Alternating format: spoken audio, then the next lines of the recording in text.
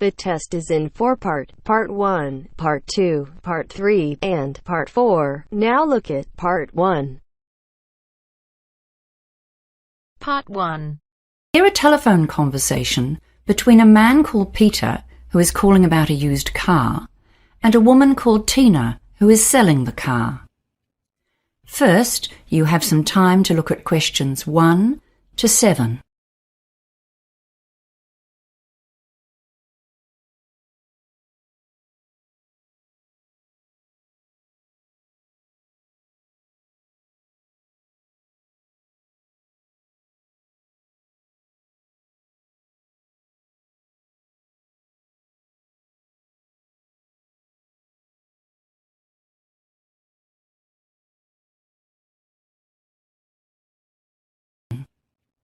You should answer the questions as you listen, because you will not hear the recording a second time.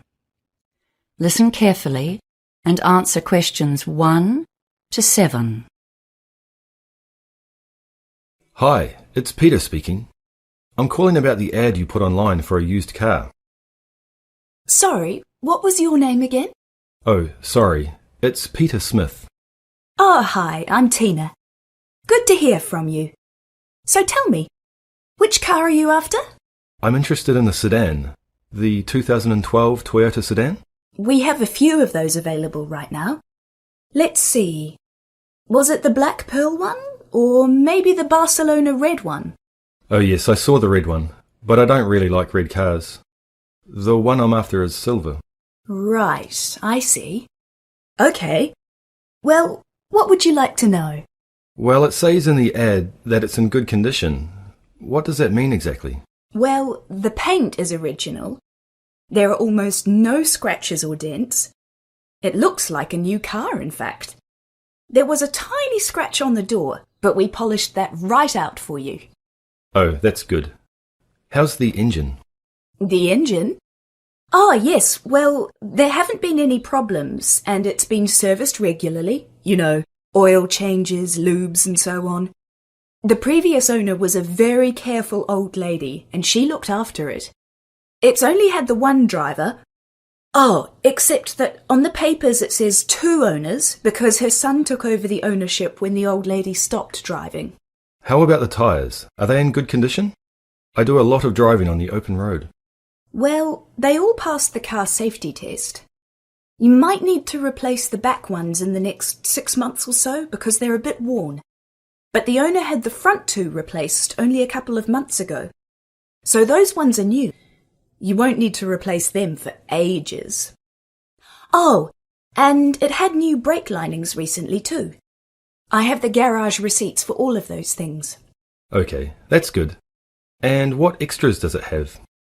Well, air conditioning, of course. And there's a nice stereo which plays CDs. Or you can use it with an MP3 player.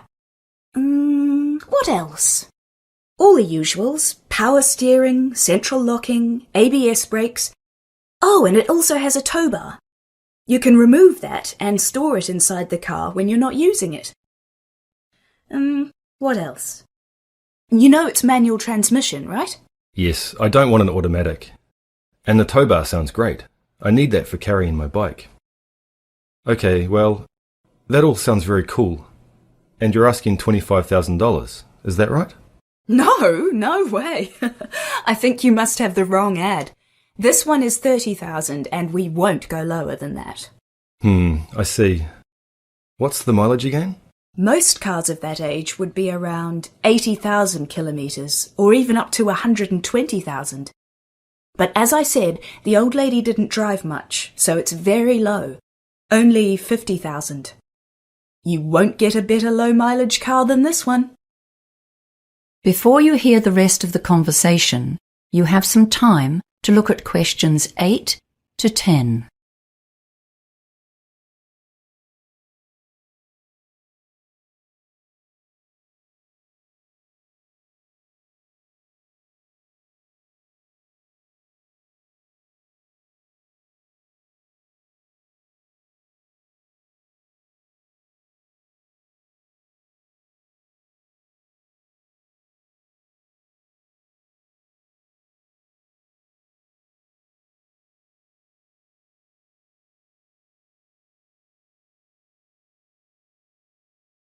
Now listen and answer questions 8 to 10.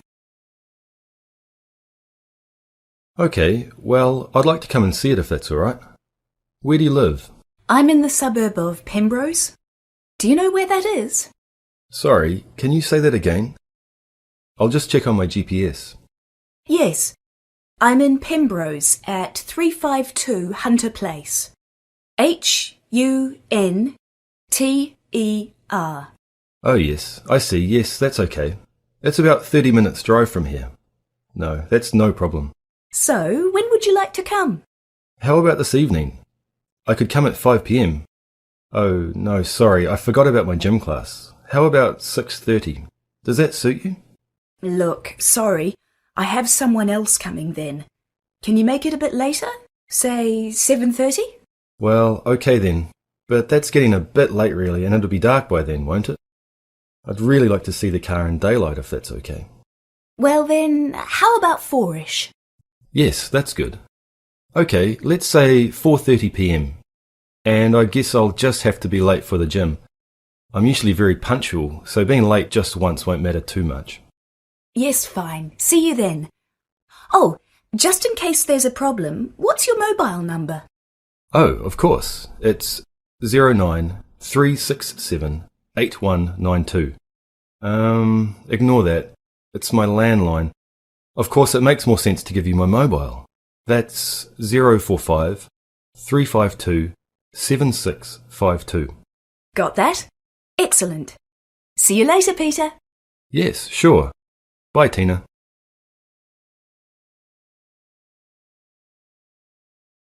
That is the end of part 1. You now have half a minute to check your answers.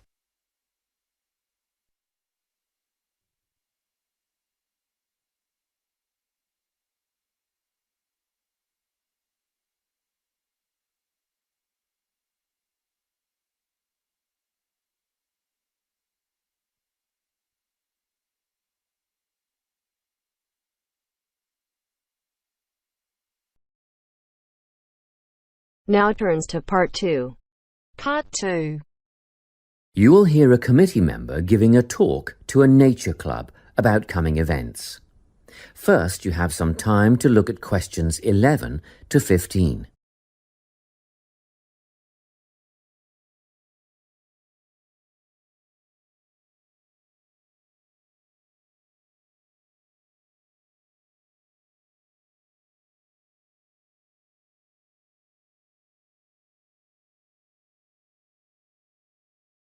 Listen carefully and answer questions 11 to 15. Hi everyone, it's good to see such a big turnout at our Nature Club session for June. Just before we start this evening's workshop, I'd like to draw your attention to what we have in store for you in the second half of the year. First of all, the guided bushwalk. This is always a favourite. Starting out on the Springvale Plateau and continuing down into a section of the State Conservation Area. Last year, we invited children aged 8 and over if they came with a parent, but the track has been washed out in a few places since then and it can be quite rough. So, this year we considered restricting it to adults only. However, on reconsideration, the committee has now decided to recommend it for all bushwalkers who are over the age of 12. Another very popular option is the bird observation walk. We'll be searching for both migratory and native birds as we walk through tidal marshlands and mangroves, and you can expect to get your feet uncomfortably wet and muddy if you don't wear rubber boots. These are a must. The leader will have a strong pair of binoculars, so we'll rely on her to name the species for us. And we've ordered some bird identification books that you may wish to purchase at a later date. From the bush to the swamp and now to the sand dunes. Our leader will help us identify plants native to the local area, as well as some invasive weed species. We'll be asking for volunteers to help pull out the weeds where possible, so a pair of sturdy gardening gloves is essential. Spades and other tools will be provided. It could get very hot and you'll need water, plenty of it, but a local business owner is willing to provide bottled water free of charge. The next outing, Bush Tucker, is a new one. Have you ever wondered what life in this country would have been like 200 to 2,000 years ago? Well, come on this trip and you'll find out how the indigenous inhabitants used local plants as food and medicine. Because lunch is included in this trip, there will be a small charge per person. We had originally thought $7 would cover the basics, sausages and bread followed by tea and coffee, but then we thought a few different cuts of meat and salad would be nice, and that brought the price up to $12 a head. At one stage we even contemplated including seafood, but that would have been a bit too expensive, around $15, so meat and salad it is. We expect this to be a popular event, so we'll need advance bookings to organise the catering. Please let us know your intentions by the 10th of November, and be aware that we'll require prepayment by the 15th of November. You can still change your mind and get a refund up to the 25th of November, but after that date, if you pull out, you'll forfeit the money paid. Before you hear the rest of the talk, you have some time to look at questions 16 to 20.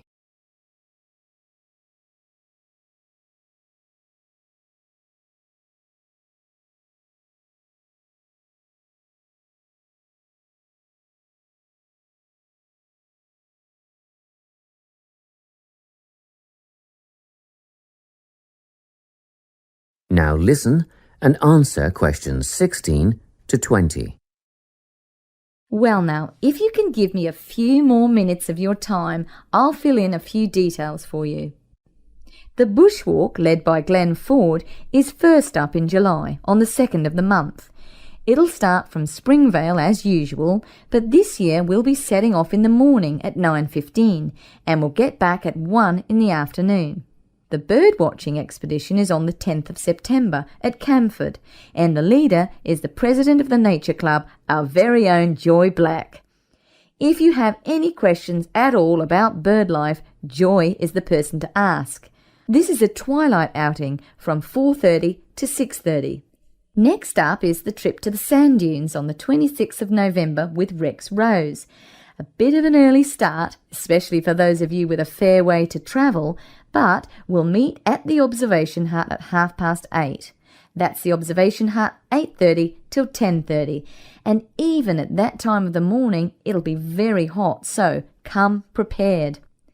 The last trip on the program is the Bush Tucker excursion on the 3rd of December with Ranger Jim Kerr. This will be at Carson Hills, and the presentation and demonstration will take place from 10 a.m. till 11:30, but be prepared to stay on for the barbecue and Bush Tucker lunch at 12 o'clock. I expect we'll wind up at 2, and you can head for home at that time. Well, that's all I have to tell you. A booklet will be mailed out to you later with those events, dates and times, but don't wait, put them on your calendar now. That is the end of part 2. You now have half a minute to check your answers.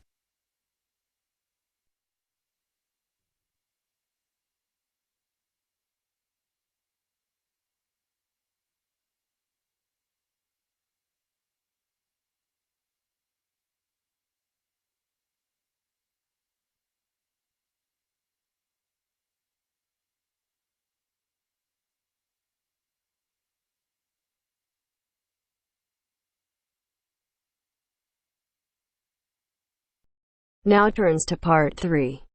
Part 3. You will hear a conversation between a research student, Jeremy, and his supervisor. They are talking about the process of having a research project published in a journal. First, you have some time to look at questions 21 to 25.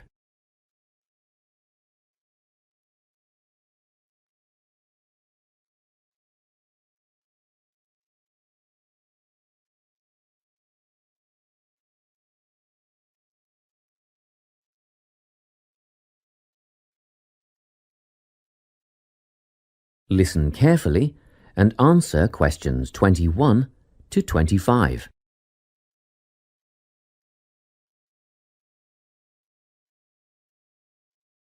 So, you're nearly ready to submit your article to an academic journal, are you? Yes, I think so. I just wanted to go over all the things I need to do before I submit it. And then I wanted to go over the submission process with you. Great. So, firstly, you need to write an abstract. Make sure it's short and concise. Of course. I forgot all about that. And what about key words? Yes, a lot of students overlook this part and just jot down whatever comes to mind. But take some time to make a list of keywords that are accurate and relevant. Okay. Another thing. Could you have a look at my article before I submit it? Absolutely. Actually, at least 2 senior staff members should always read through a final draft before submission. Do you mind if I give it to Professor Johnson to have a look at as well? Not at all. I'd be glad to have the feedback. Do you know which journal you want to submit to yet? Not yet. I have a short list of about 3 that I'm interested in. Make that decision soon, because you'll need to adjust your article so that it matches the style guide of the journal you are submitting to. I bet that can take a while. Yes, but after that you are just about ready to submit. One more thing, you'll have to sign the copyright form, just confirming that it's your own work, and then you're good to go. Before you hear the rest of the conversation, you have some time to look at questions 26 to 30.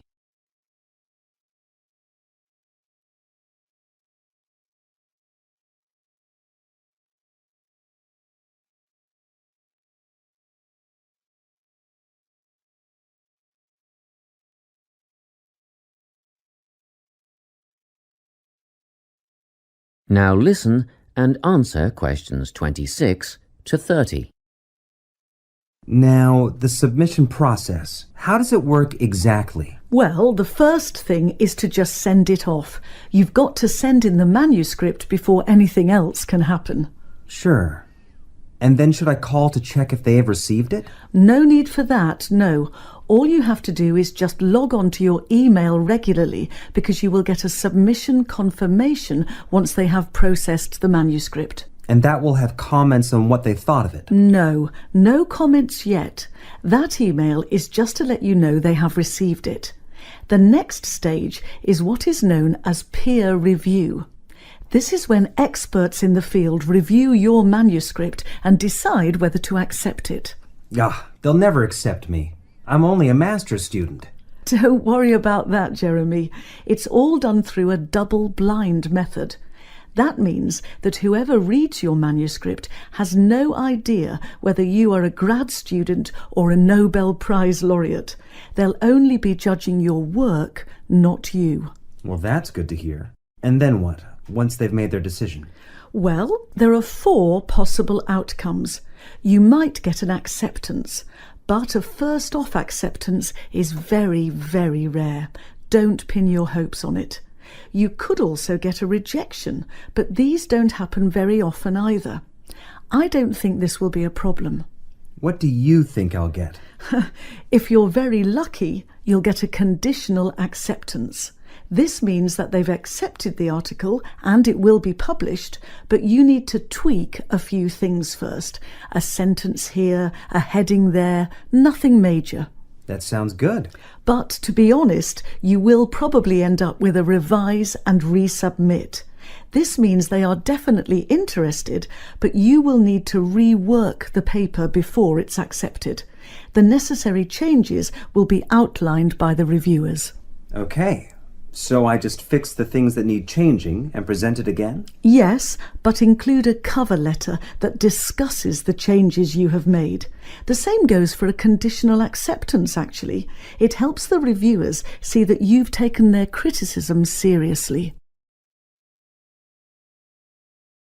That is the end of part 3. You now have half a minute to check your answers.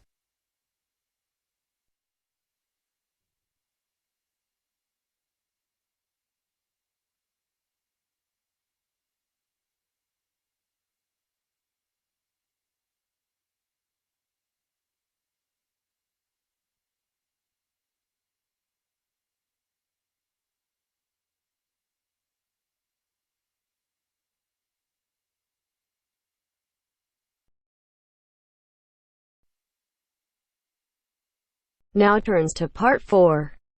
Part 4. You will hear a talk on the topic of time perspectives. First, you have some time to look at questions 31 to 40.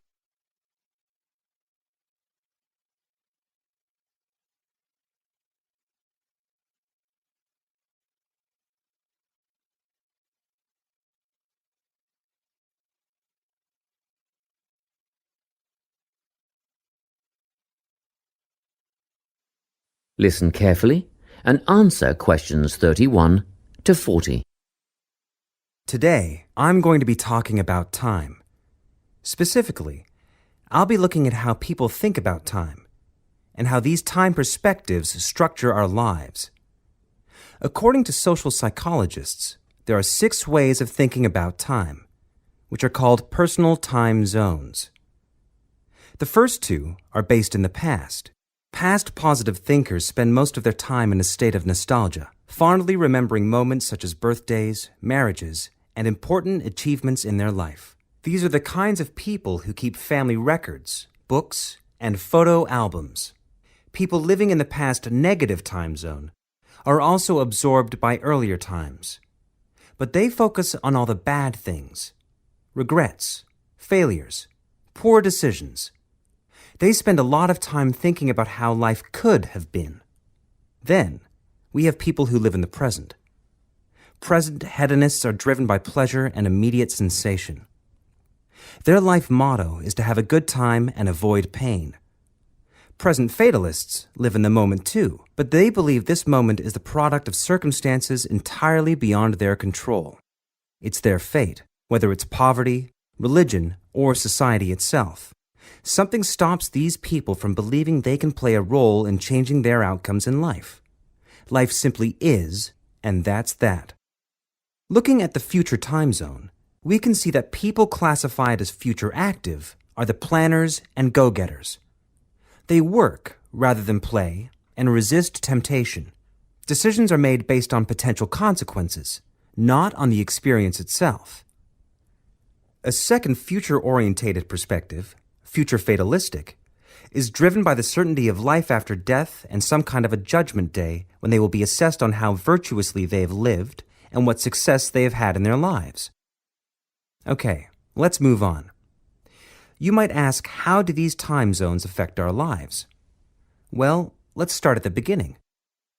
Everyone is brought into this world as a present hedonist. No exceptions.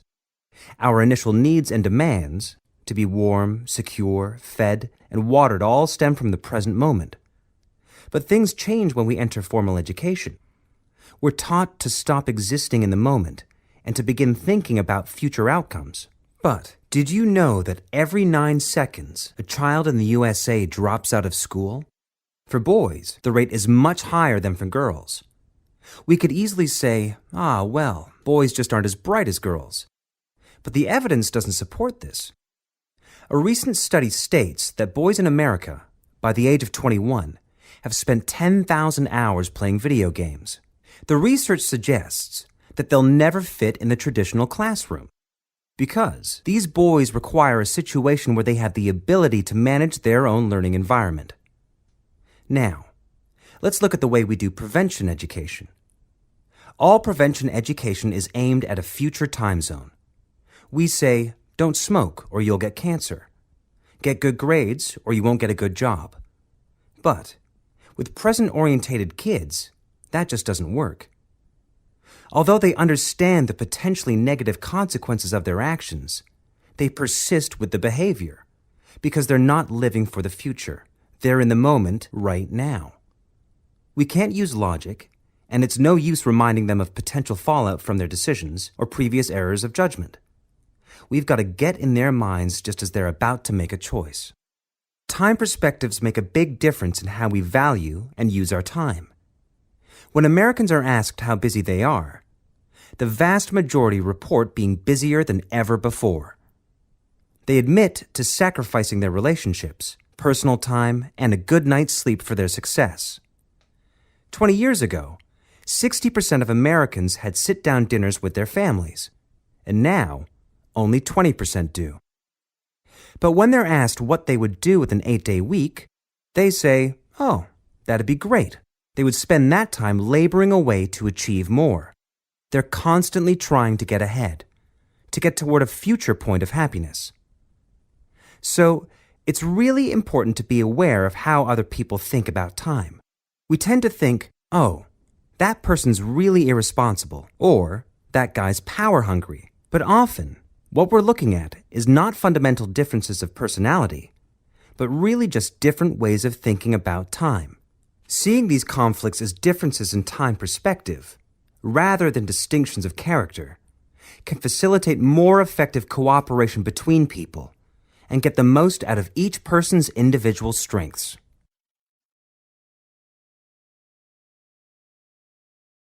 That is the end of part 4.